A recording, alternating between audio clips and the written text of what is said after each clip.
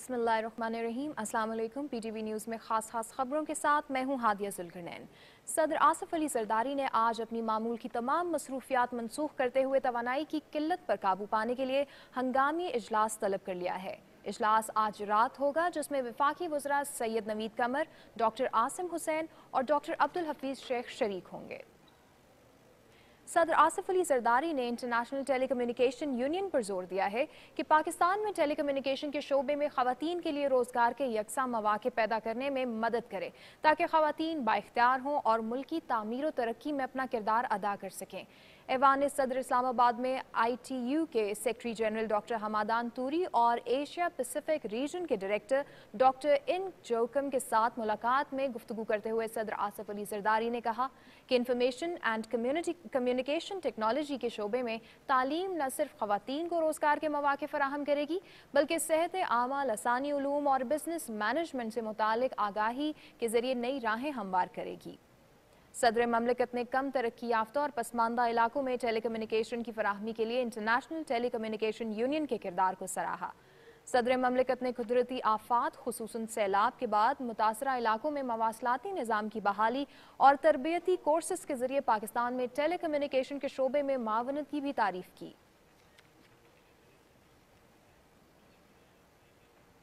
London में पाकिस्तान और बरतानिया के दरमियान वसी तर स्ट्रेटेजिक मुज़ाकरात जारी हैं। मुज़ाकरात में सलामती, तिजारत, तालीम और सेहत के शोबों में ताउन का जायजा लिया जा रहा है।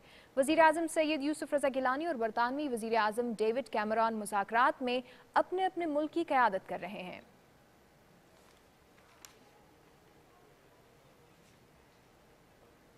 वज़ीर आज़म सैयद यूसुफ रज़ा गिलानी ने कहा है कि अलकायदा के तमाम बड़े रहनुमाओं की हलाकत ISI और CIA के ताउन से मुमकिन हुई। उसामा बिन लादेन की रोपोशी सिर्फ पाकिस्तान नहीं, सारी दुनिया की खुफिया एजेंसियों की नाकामी है। मारूफ बरतानवी अखबार डेली गार्डियन को इंटरव्यू में वज़ीर आज़म ने कहा कि दहशतगर्दी के खात्मे के लिए सबसे ज़्यादा कोशिशें पाकिस्तान ही ने की हैं। एमल जवाहिरी की पाकिस्तान में मौजूदगी के इम्कानात से मुतालिक सवाल के जवाब में सैयद यूसुफ रज़ा गिलानी ने वाज़े किया कि मोतबर मालूमात दी जाए, पाकिस्तान फौरी कार्रवाई करेगा। वज़ीर आज़म ने कहा कि पाकिस्तान अफगानिस्तान में हर उस सियासी मुफाहमत के अमल का हामी है जिससे अफगान आवाम और क़यादत की हिमायत हासिल हो। वज़ीर आज़म सैयद यूसुफ रज़ा गिलानी से बरतानिया के तवानाई और माहौलियाती तब्दीलियों के वज़ीर एडवर्ड डेवी ने मुलाकात की। मुलाकात में तवानाई के शोबे में बाहमी ताउन के फ़रोग़ पर बातचीत की गई। वज़ीर आज़म ने हवा और सूरज की रोशनी से बिजली पैदा करने के शोबों में ताउन पर जोर दिया। सैयद यूसुफ रज़ा गिलानी ने कहा कि तवानाई के शोबे में पाकिस्तान में सरमायाकारी के वसी मौके मौजूद हैं। बरतानवी सरमायाकारान इन मौके से फ़ायदा उठाएं। वज़ीर आज़म सैयद यूसुफ रज़ा गिलानी से बरतानिया की वज़ीर दाखिला टेरेसा मे ने भी मुलाकात की। मुलाकात में सिक्योरिटी के शोबों में बाहमी ताउन के फ़रोग़ पर बातचीत की गई। वज़ीर आज़म ने दोनों मुल्कों के दरमियान वीज़े के हुसूल को मज़ीद आसान बनाने की ज़रूरत पर जोर दिया। बरतानवी हुकाम ने बताया कि पाकिस्तान के तलबा को 10 रोज़ जबकि ताजरों को 5 रोज़ में वीज़ा दिया जा रहा है। मज़ीद खबरें भी आप तक पहुँचाएंगे, लेकिन पहले एक ब्रेक। आपकी वो यूफोन सिम जो 1 अप्रैल 2012 से आपके इस्तेमाल में नहीं है, उसे खुद अपने फोन में वापस लगाकर फ्री लिख के 234 पर SMS या कॉल करें और बैलेंस लोड किए बगैर हासिल करें 100 मिनट्स और 1000 SMS बिल्कुल मुफ्त। इसके साथ साथ 2 महीनों तक हर रोज जितना ज्यादा बैलेंस इस्तेमाल करें उतने ही मिनट्स और दुगने SMS हासिल करें बिल्कुल free.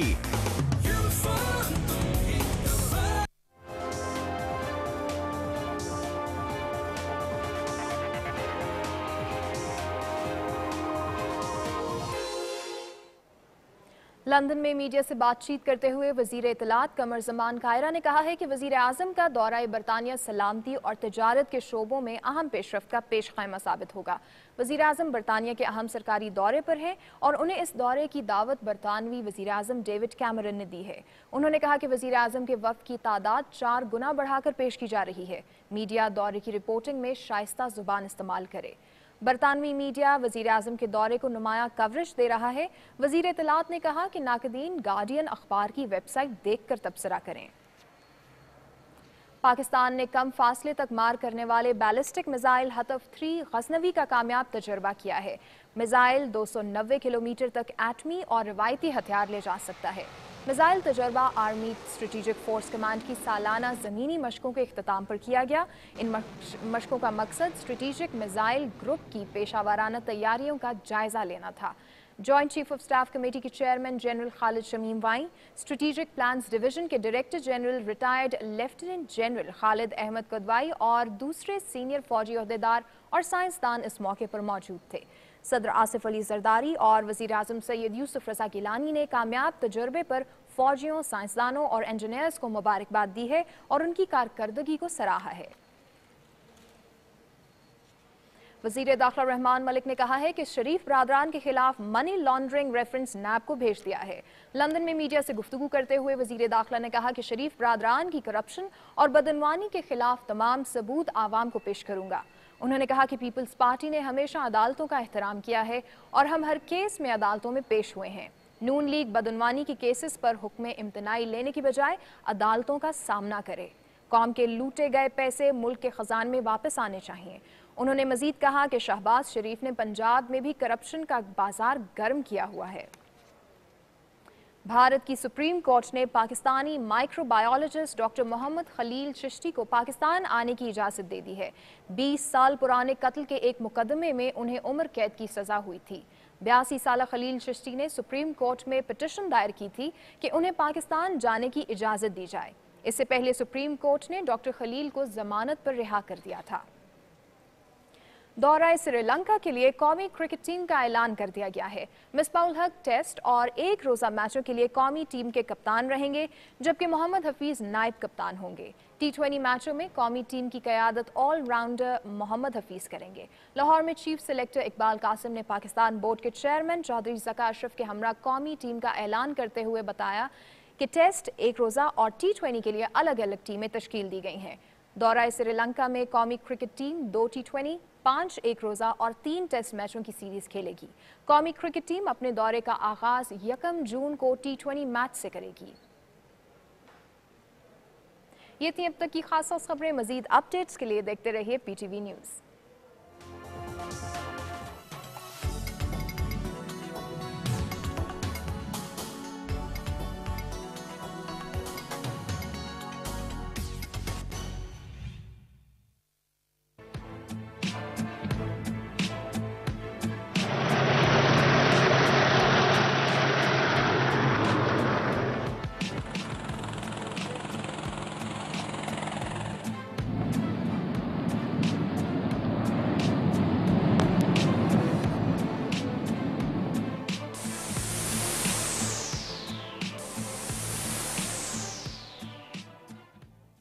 Bismillahirrahmanirrahim. Assalamu alaikum viewers. I'm your host SM Hali, presenting another edition of Defense and Diplomacy. The US Secretary of State Hillary Rodham Clinton was recently in the East. She visited China, Bangladesh and India. It was an 8-day tour, out of which 3 days were spent in India. We don't grudge the US. It must reach out to all the people in the world. After all, it's the sole superpower. But what grouse we hold is that Hillary Rodham Clinton chose the Indian soil to cast aspersions on Pakistan. Indeed, there is a trust deficit between the US and the Pakistan, but it can be addressed, and efforts to bridge the gap can be made at the diplomatic level, and not making statements when you are addressing a press conference jointly with the Indian Foreign Minister S.M. Krishna, emboldening him to also fire broadsides at Pakistan. But then, to discuss her visit and its implications for Pakistan, we are honored to have in our studio today 2 very eminent panelists. Malik Zahoor Ahmad, who's a former diplomat, bureaucrat, and currently he's the chairman of the Afghanistan, Pakistan, and US Tripartite Commission on Agriculture. Welcome, sir. Thank you very much. And we have with us Ahmad Qureshi, a young man who is renowned for his open views on international affairs and has a finger on the pulse on Pak-US relations. Welcome. Sir, Why do you think Hillary chose this particular platform and the timing of these revelations, especially talking about Ayman al-Zawahiri being present in Pakistan, her aspersion on Hafiz Saeed, and so on? Well, it's a huge question. And I don't know whether we would be able to cover answering this question in this short sort of span of time which we have. But there are two, three things which we must keep in mind. And before addressing this question, not us, but in fact for the public also, that we should not read into these things, one, too much, and two, with emotions. Rather, pragmatism should guide our actions and our reactions and opinions. This is one point. The other point is that it is customary for the US presidents and other important officials like Secretary of State and Defense, that on the Indian soil they would mostly try to play to the gallery. And it's justifiable. When they come to Pakistan, they say things which appease us, so it's acceptable. What probably is less than acceptable is, as you said, the timing is probably, and the language, and saying things in public. It is less than diplomatic. So when it is less than, because we have experience as a diplomat, you talk lots of things across the table, but you never make things public. But when you go public, it indicates a failure of diplomacy. That could be on our side, and that could be on their side. So this should be looked into from this angle also, what went wrong. And you don't need Socrates to tell us what went wrong. It's all visible. So this is one aspect. The other aspect is, well, we have declined over the years, economically, politically, militarily. We have. Our credibility has gone down the drain. Not with the US, everywhere, with our neighbors. So it's very important that instead of blaming Hillary Clinton or anybody else, this is our own country, and we have to put our house in order. That's important. Another aspect is, again, worth keeping an eye on, that India is no longer India of 20 years ago. You know, India is the economic powerhouse. India is a regional power with ambitions to become a global power. It's very much there. Another important area is India's buying oil from Iran. Tons of money, there's dollars of this. In fact, in her address to the Indian public through the joint press conference, she gave a warning to the Indians that they must reduce their dependence on the Iranian oil. And she said that, I'm glad that you're listening to some of this. Let's come to the solutions a little later. So I need to solicit the opinion of this young man. You see, 2-3 things occurred in this particular visit of Hillary Clinton. Of course, we just mentioned some of them, but one very importantly, she pointed out about the presence of Ayman al-Zawahiri. Now, if you recall, in 2010, she was here in Pakistan and she had talked about Osama bin Laden being here. Unfortunately, Osama is supposed to have been captured and killed in Abbottabad. Now she's talking about Ayman al-Zawahiri. And the other thing she talked about was the presence of Hafiz Saeed and why Pakistan has not taken any action. So would you like to shed some light on this? First, I'll just quickly say that there's something positive, which is the fact that we have reduced America's possible use of the India card vis-a-vis Pakistan.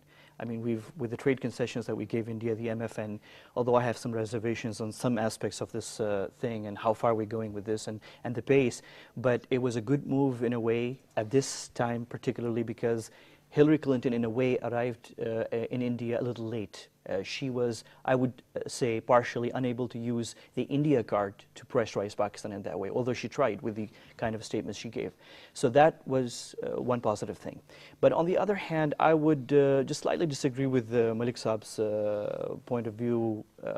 I would say that whatever Hillary Clinton said in India, whatever she did, and a number of other things put together, should not be taken lightly. I mean, these are not things that justifiable, to use the term, sir, that you just used. And the reason I'm saying this is because, to me, it just seems there's a deliberate intent to again humiliate Pakistan. When we see Hillary Clinton flying about the Pakistani airspace near us, around us, and of course not coming here, when we see President Obama going to India last year, and this year he comes to Afghanistan and completely ignores the ally that actually helped the United States achieve much of its footprint in Afghanistan and Central Asia over the past decade. I mean, these things show small-mindedness on the part of a big superpower. And I would say they are more posturing, because you see they are meant to you see extend the amount of pressure being put on Pakistan. True. But when I see the U.S. government willing to pay more money to transfer weapons through the Russian route, exactly, the Central Asian republics, but not pay that extra money for the containers in Pakistan, it just seems that there's a pettiness to the U.S. policy. And I must also remind you one thing very important. Previously, when we had sanctions from the United States and Pakistan, there was a limit to how low this relationship would go. But this time we're seeing a completely new development, and that is there are strong quarters in Washington, D.C. Not all of them, but there are strong quarters in Washington, D.C. that are willing to go beyond just sanctions. They're willing to engage the Pakistani military on the borders. They're willing to kill our soldiers. They're willing to go much beyond what we've seen 20 or 30 years ago, when the maximum that you would expect are sanctions, for example. So we are seeing, we must recognize one thing, sir, that this time there is one new element, and that is you have very influential quarters in the United States who are so inimical to us now that they're willing to actually promote or upgrade their confrontation with us to involve areas that we have not seen over the past decades. So this is a very important element, and we must deal with the United States accordingly. No, if you permit, sir. Please. You see, where we look for a rationale for this kind of a behavior by Hillary Rodham Clinton, as well as the U.S. administration, one aspect which comes to mind is the U.S. presidential election, which is going to be held in the very near future. The other, sir, is that they have announced an exit strategy as well as exit date from the Afghan capital. But the thing is that they have also extended it. I mean, Obama, he came here on the very day that Osama bin Laden was supposed to have been taken out, the first anniversary, and he signed that strategic alliance, by virtue of which their stay, if not of the main troops, but at least trainers and special forces, extended by another 10 years. So these play around on their rationalization in targeting Pakistan. Would you agree with that, sir? I agree. But the point is, why are they targeting Pakistan? I mean, why? In fact, this is talking against America has become a fashion in this country. And it pays off also. It's a kind of a carte blanche. You know, people would say, oh, great, talking against America. And if Americans were not a superpower, say Germany was, same treatment would have been meted out to Germany if they had won the war, because the history books are written by the winners. It's understandable. Unfortunately. Unfortunately. And it's the American imperialism and its hubris. And we are sleeping next to the elephant. It's never comfortable, one thing.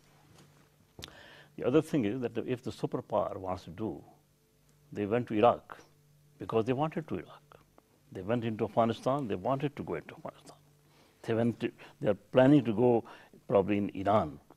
If they decide to go, this, verbal saber rattling is maybe can become a reality.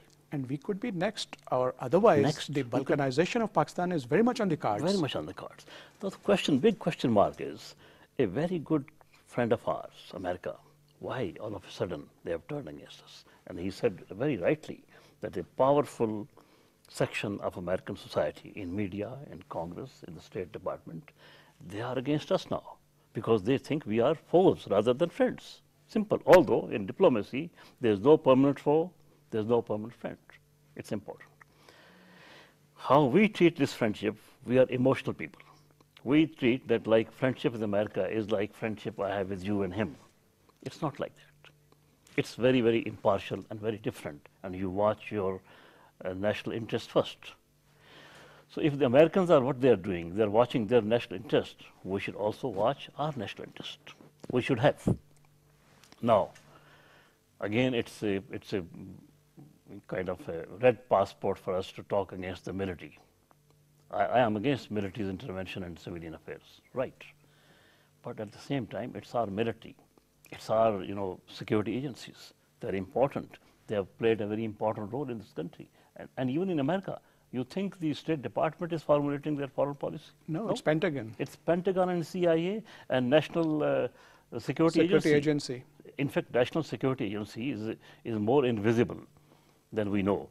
But that's the paramount power there. If you permit, sir, I have a guest online. This is Dr. Rashid Khan, who's Dean Faculty of Arts, University of Sargodha. Assalamu alaikum, Dr. Saab. How are you? Wa alaikum assalam. We are having a discussion on the visit of Hillary Clinton to India and the statements she made, some of the warnings, especially when she repeated her do more mantra for Pakistan. What is your opinion, sir? I think this is not unexpected, totally unexpected. Hillary Clinton, on her previous visits to Pakistan, and even while she was in Washington, she has been insisting on Pakistan to do more with regard to Afghanistan. But I think I would agree with you that while she is in India, this kind of a statement may contain some stern message for Pakistan.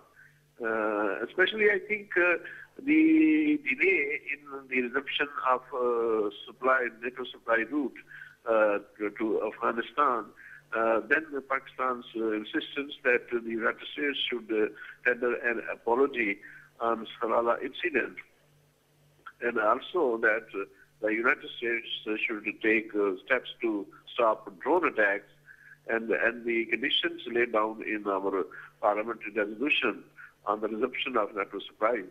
But Dr. Saab, if you permit, kind of reaction. Dr. Saab, I would like to ask you. Dr. Saab, I would like to ask you that the Chicago conference is likely to be held towards the end of this month. And so far, Pakistan has not even made up its mind whether it's going to attend it or not. Last year, on the 5th of December, we had the Bonn conference, which Pakistan boycotted. A media, campaign was carried out. Some of the members said that we should not have boycotted. Others agreed with it. With hindsight, we may have learned lessons. Do you think we should go into the Chicago conference now and express our views over there, especially in light of the animosity which has been displayed? In my opinion, there is no harm in going to Chicago to attend that conference. Because previously, when Bonn conference was held, before the convening of a Bonn conference, there was a divided opinion, and some analysts and some people had suggested that Pakistan should not miss this opportunity. I think Chicago conference is a very important conference because this is being held in the election year of the United States. President Obama is going to make a very important announcement. In my view, Pakistan can benefit from participation in the Chicago conference. Right. Dr. Saab, thank you so much. Thank you so much for your inputs. It was an honor having you on our program. Allah Hafiz. So, Ahmad Qureshi, you just heard. I think the Chicago conference is just, it's a useless conference. As you just mentioned, it will be used by the Obama administration for its domestic needs. It wants to show the American people they're making progress in Afghanistan. There's no harm, of course, again, if Pakistan participates, but we'll not get really much out of it. I think we can send a better message if we do not participate. And we can certainly, and this doesn't mean we cut off, of course, from the member countries of NATO and from the United States. We can communicate, and we are communicating our viewpoints to all of them, and it's happening at the very highest levels. So there's no disruption in communications per se. Sure, there might be fewer visits to both countries, for example, us and the US, but I think bilaterally we are conveying our messages and the communications lines are intact. But there's a message to be sent, and I think if we participate again, we will not be gaining anything. It's as I said, it's a useless conference. Right. It's a domestic political posturing, basically, by the Obama administration. So there was another incident I wanted to draw your attention to. This is that false flag operation of the so-called Yemeni underwear bomber. now information has come out, and the US press has conceded that President Obama knew about this particular operation 1 month in advance. So again, a thing comes out about the timing, that this was disclosed when Hillary Clinton was in India, and using that as a leverage, she issued those warnings to Pakistan. It is again like that shoe bomber incident, and they sat on this information for a month or so. And now, when they release something, and they release to media also, it's done intentionally. We also do it. Every country does it. And there's a purpose behind it, one thing. What I don't agree with him when he says that Chicago conference is useless conference. And for the domestic consumption, every activity of every country is first of all for domestic consumption, and then international sort of audience. If we don't go to Chicago, then we'll be simply drifting into total isolation and ridicule. So we must be, the successful diplomat is not one who is sitting outside. Successful diplomat is who is sitting with you across the table. And he said very rightly that channels of communication must not be disrupted. We must keep talking. That is the best way, one thing. The other thing is that why don't we try to understand that the song and dance of our old relationship is gone. It's no longer there. We are being squeezed. What is happening in India, you know it. And in Afghanistan, in 2014, Americans will leave, but that they are not going to leave with the stock. What is the stock? Lock, stock, and barrel. Lock, stock, and barrel. Because lock, stock, and barrel is being left behind to be used by 150,000 strong Afghan army, fully trained by Americans. So it's a big danger to us. And that's the recent strategic agreement which they have signed. So we must read writing on the wall. I don't know what kind of world we are living in. It's very unfortunate. So that's what I'm trying to point out. Now, the other aspect you see is the warning about Hafiz Saeed. We don't have either love for him or hate for him, but the important thing is that Pakistan has a very fair, open, and vibrant judiciary.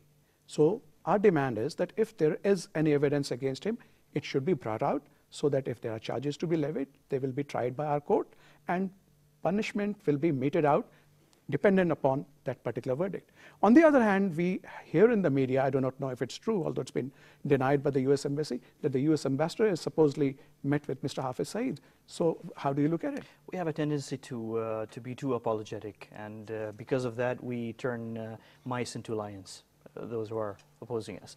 And I think on Hafiz Saeed, the case is very simple. We should have been straightforward from the beginning. We've become now a little bit more bolder in dealing with that issue. That, again, the issue of the evidence, the Indians have been a failure. And now we should exploit to the hilt what happened yesterday, the way the Indian government tried to use or stole pictures of 3 Pakistanis and used them. Absolutely, another false flag operation. I mean, this shows actually. I think this is the best evidence if we use this properly on the international stage. If you could talk a minute on this particular issue, some of our viewers may not have seen this evidence. I saw it on your website. The Indians, basically, the Indian government stole photographs, pictures of 3 Pakistani citizens from their CNIC cards, from their ID cards. And they are traders in Lahore. And said that they are basically members of the Lashkar-e-Taiba, and they penetrated Mumbai, and they issued a huge alert, just like the kind of alerts that you've seen in the US, alerts for New York City or Washington, D.C., a possible terrorist